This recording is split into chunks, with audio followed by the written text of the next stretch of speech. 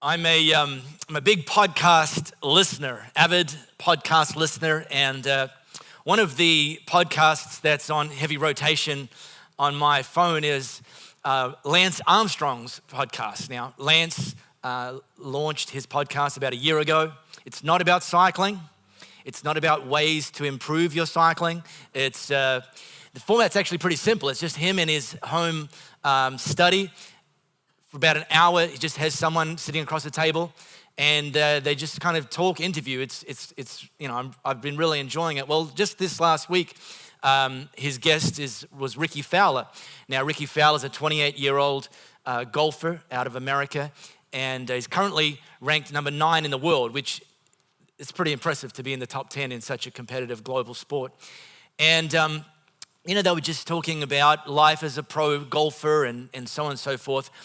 And one of the things that Rickie Fowler mentioned during this interview is that at the end of a round of golf, at the end of the 18 holes, you will not find him at the 19th hole, which is what most weekend hackers will do. They'll finish their round of golf, then they'll go and grab a beer in the clubhouse. Not the professionals. He said, in fact, when I finish a round of golf, I will then go to the practice range and to the practice green and work on the fundamentals.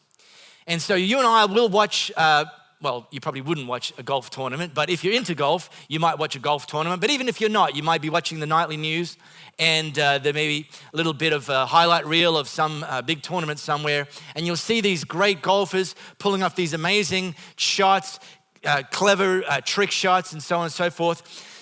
What they won't show you is the professional after the tournament, out in the driving range with his bag of clubs and his bucket of golf balls and just working on the fundamentals, because watching someone work on the fundamentals and even actually working on the fundamentals is not very sexy. It doesn't make anybody's highlight reel. And the reason I say that is to very much compare that with the series that we're currently in called Address the Mess. This is the 3rd episode of that series. And this series, it's not very sexy. This series is not a series about taking the mountaintop. This series is not a series about whipping your faith out and seeing miracles happen necessarily left, right, and center in your life. This series is about the fundamentals. In fact, if we were to teach a course, Christianity 101, this would be one of the topics that we would cover. In fact, we would package it under the title Grace. Grace, just to put it very, very simply, whilst it's a churchy word, it is so fundamental to what it means to understanding and following Jesus. And in fact, the way we've said this during this series is that Jesus loves you just as you are, and that's breaking news for some people, and he loves you too much to want you to stay that way. There's two sides to this grace coin. There's this side of unconditional love and acceptance and mercy. That is some of the best news that you and I could ever hear, that God loves us just as we are.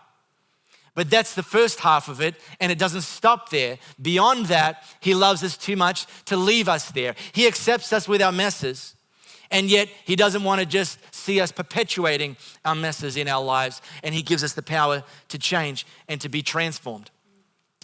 Louie and I, we just, in the last few months, sold the home that we were living in, bought a new home. The new home that we bought, however, has a tenant in it. And that tenant's lease doesn't expire till next January. So we've had to move into a rental property ourselves. We haven't rented for about 18 or 19 years.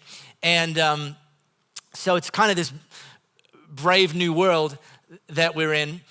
2 weeks ago, I got an email from our property manager alerting us to the fact that we had a rental inspection coming up. And I'm like, ugh. Okay.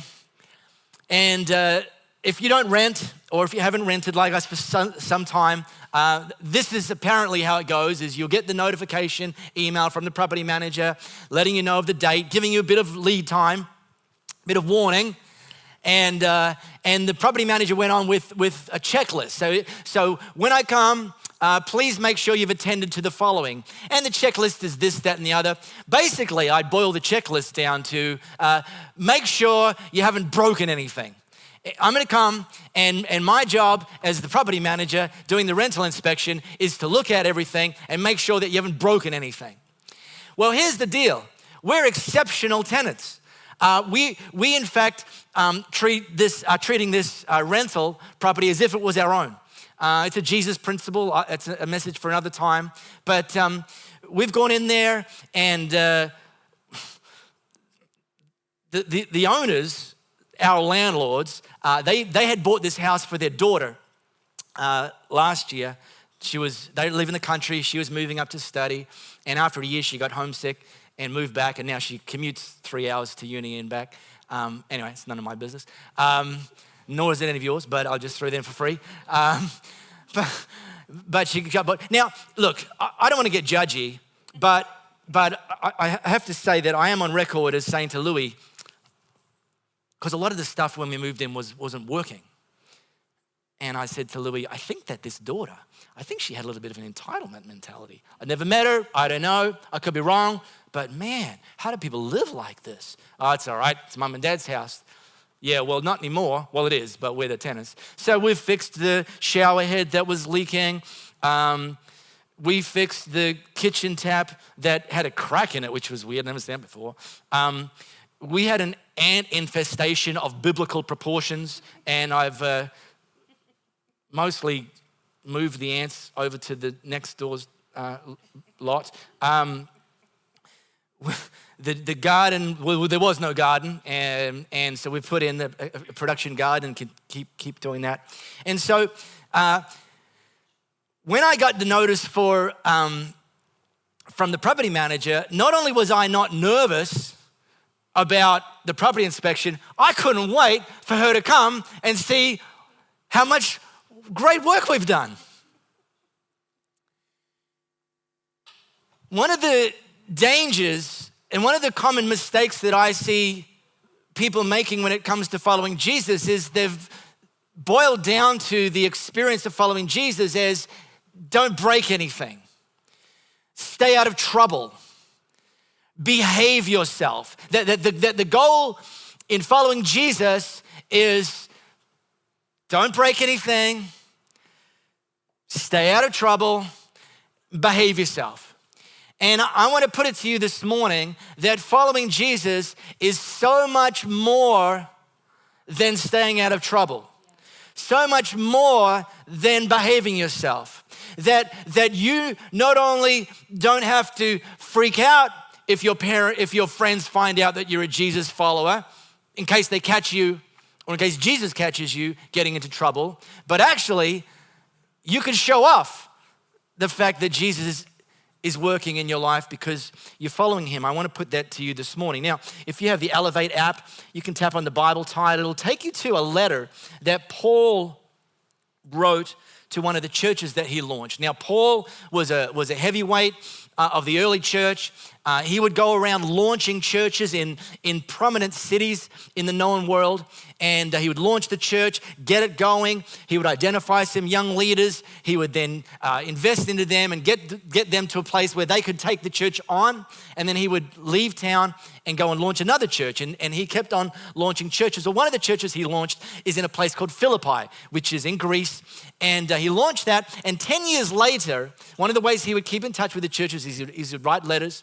10 years later, he wrote this letter, and I want to read it. I want to drill into a part of the letter that he wrote to that church this morning, and he started that by writing to them, every time you cross my mind, I break out in exclamations of thanks to God. You know you're living a blessed life when the people in your world cause you to break out in exclamations to God, that you're thankful for the people in your life. You're thankful for the people that God's put in your life. Each exclamation is a trigger to prayer. And I find myself praying for you with a glad heart. I'm so pleased you've continued on in this with us, believing and proclaiming God's message from the day you heard it right up to the present. Now, this is actually not in my message, and it's not actually what I want to talk about this morning, but I couldn't skip past this without reading it to you, because I want to say to you, every single one of you who has prayed for Elevate Church and prayed that we would continue to lead people into a transforming relationship with Jesus, caused me to break out in exclamations to God. Every one of you who's a team member and contribute your time investing into seeing God's kingdom growing, you cause me, as the senior leader here, to break out in exclamations to God. Every one of you who gives financially, there is no better thing you can give your money to. There is no better thing you can give your time to. There is no better thing you can pray for than giving to and serving and praying for God's kingdom to grow through his church. And so before I get onto the stuff I wanted to get onto, I want you to know that me reading this, what Paul wrote to the church in Philippi, is something that I feel about you who are contributing to what God's doing here. Okay, fast forward, verse 6. Paul wrote, "There's never been the slightest doubt in my mind that God, the God who started this great work in you." Now, push pause there.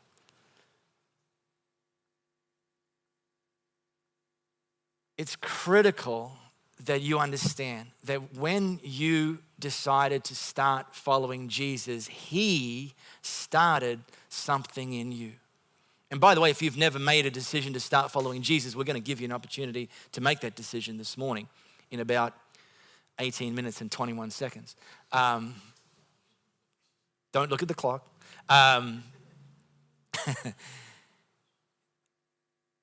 He started, you can be confident. You may not have felt different. You may have felt different, by the way. A lot of people will say from the second I made the decision to start following Jesus, something was different. A weight was lifted. Something changed in me. But it doesn't always manifest itself into the feelings.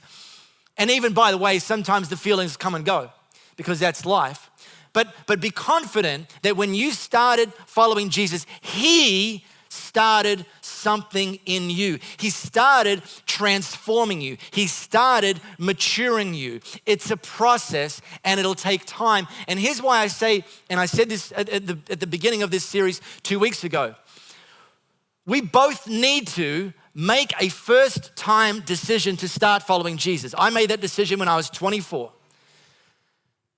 And we need to make a daily decision to keep following Jesus. That it's not just a one-time decision, that it's every situation, every day, every season that I'm gonna continue following Jesus.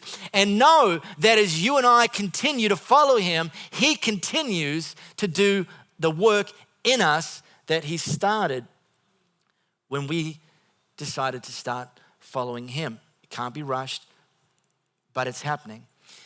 And the other thing that's critical to understand, and I've titled this message Inside Out, is that the work is started in us. That Jesus doesn't start the work on the outside. He's not first and foremost trying to modify our behavior. He's first and foremost transforming our heart, transforming us on the inside. And by the way, as that happens, it should work itself out in our behavior. Behavior does matter. Behavior, the sort of behavior that Jesus teaches, doing that and following that is going to keep you out of a lot of trouble. It's going to cause your life to have a lot more stability and a lot fewer regrets, but it doesn't start with the behavior. And not only doesn't it start with the behavior, we need to be very clear that Jesus doesn't expect us to improve our behavior before we get to approach him. That in fact, we come to him with our messes on full display, and that's okay because he accepts us just where we are. But his starting point for transformation is on the inside, not on the outside. There's never been the slightest doubt in my mind that the God who started this great work in you would keep it at it and bring it to a flourishing finish on the very day that Christ returns. Would keep at it and bring it to a flourishing finish on the very day Christ Jesus appears. About a year ago, Channel 94 launched on Freeview. or on TV, I don't know what they call it, TV. On TV. Channel 94 launch, it's called 9 Life. And Louis and I, on the debut of that channel, it was a Saturday evening, we decided we were going to watch some of the shows. Fixer Upper, Texas Flip and Move, Flip or Flop, Flip the Bird, I don't know, just all these kind of improvement shows. And they're an hour long, and we just keep watching them. And we watched one, and then we watched the next one, and then we watched the next one. And I got to bed early. Well, I mean early by like grown-up standards, and even early by fat cat standards some nights. And it was getting pretty late, and I went to bed, and Louis stayed up watching more shows on 9 Life. And the next morning, I said, so how'd you go? What time, how many more shows did you watch? And Louis said, I'll never forget, OMG, 9 Life has stolen my life. We love those shows. But and here's the thing.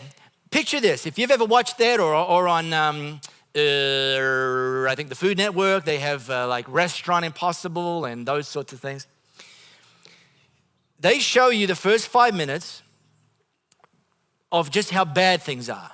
They'll show you how bad the property is, how bad condition it is, how bad the restaurant it is.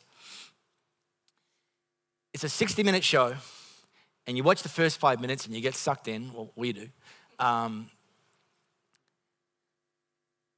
Can you imagine how frustrating it would be if they only showed you the first 30 minutes of the 60-minute show?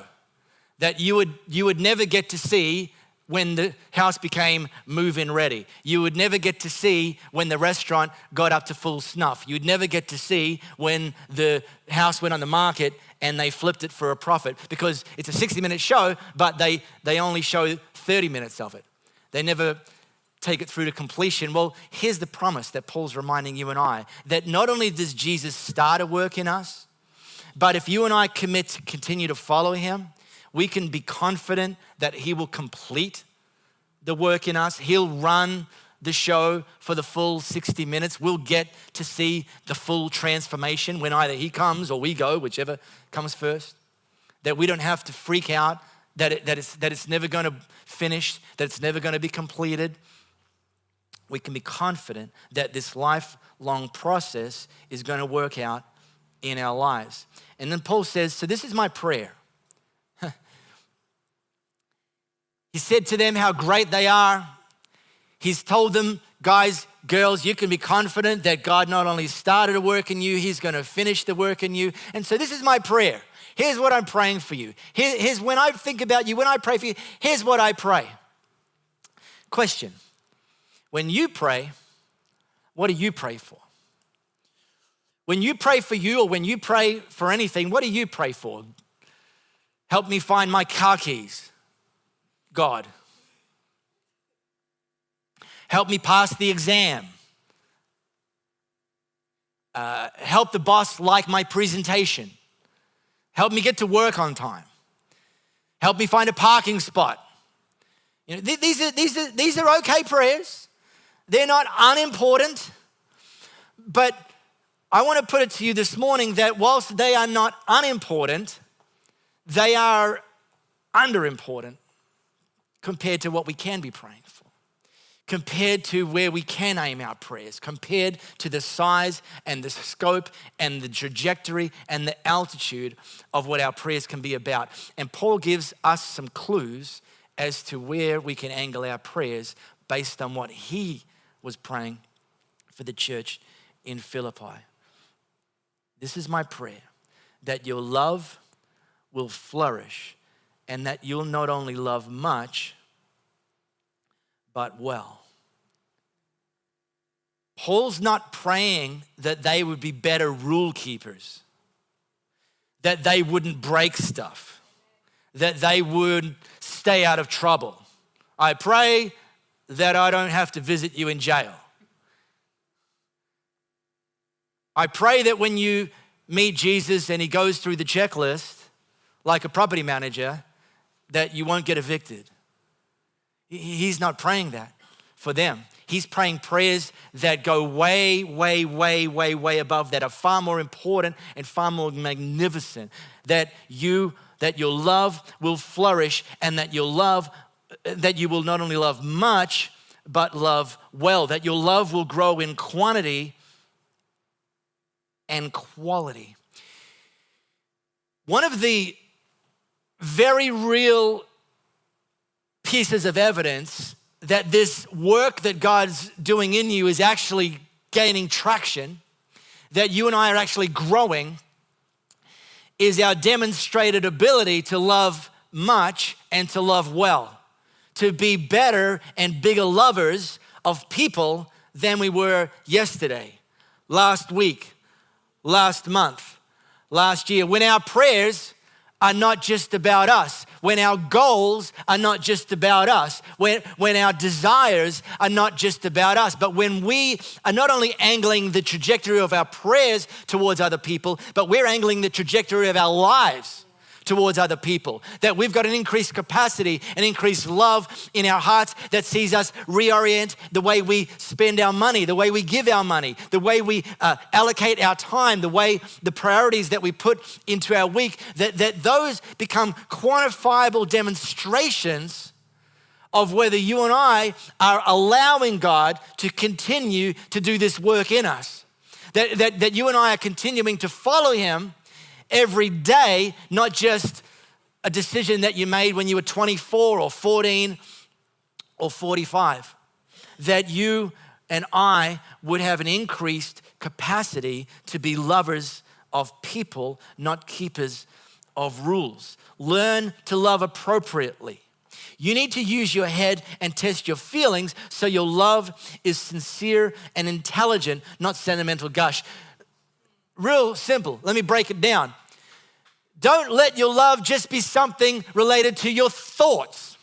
Oh, I have loving thoughts about people. Well, do they know that? Because if they don't, it's kind of like you're leaving the change on the table. I have loving feelings towards people. I'm not talking like boy-girl thing. I'm talking like, love towards people. Well, how's that actually translating into your life, into your priorities, into your words, into your actions? That it's not just feeling sentimental gush, that you're not just a walking Hallmark card, but that the people in your world, the people that God has strategically placed for you to influence, they notice something different about you and I. They notice that we love much and we love well, and that our love is increasing because of the way our lives are changing. To address the mess is to allow God to complete the work that he's begun in us. But it's not so you and I can parade around about how great we are. It's about you and I becoming better fathers, better mothers, better friends, better spouses, better kids. That better isn't defined by breaking less rules. Better is defined by loving much and loving well and loving more. And so real simply, in the 6 minutes and 19 seconds I have left, which will be a new 2017 record if I finish speaking before that clock gets to zero, because when it gets to zero, it then turns red and starts counting up. Flames appear and it gets all weird from up here. So we're trying to avoid that this morning. Let me give you a little bit of takeaway homework. And it's takeaway homework that you don't need any special tools. You don't need a degree in Bible. Speak English, Mark. It's your first language. This is something you can even do. I mean, if you take something to take away that you can do, even if you've only been following Jesus for 3 seconds, and it's to pray this prayer. Real simple. By the way, this slide that's about to come up. Next one, please, Anna. Sorry, skip that one. The formatting's off. I shouldn't have pointed that out, but I couldn't help myself. Yeah, I know, it's hard to look at. So let me read my notes. I can't look at the slide.